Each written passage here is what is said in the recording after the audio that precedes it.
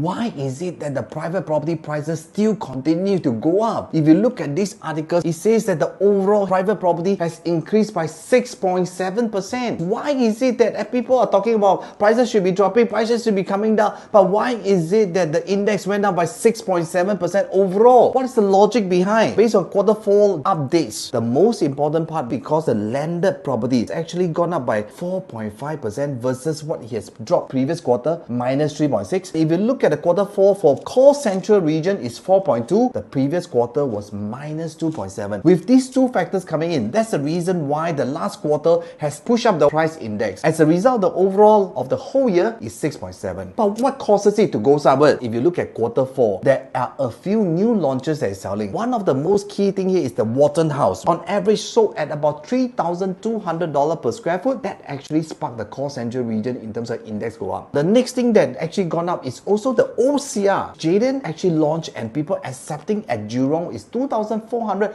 on average selling price. With these factors, it allows the prices to move forward. I think a lot of people will be questioning, what will be the market be in 2024? Because everyone expects prices to come down with all the economic uncertainties, but why is it that Singapore market is still so-called resilient? With the overall index went up by 6.7%, what will be the market in 2024? Will you be keen to find out as a buyer, as a seller, what is your course of action? Should I be taking action now to buy or not? Should I wait for the next 15 months to take action? So if you are interested to find out, please click on this link and I'm going to show you all the facts and figures to tell you exactly how the market is going to chart towards the new direction in the year of dragon.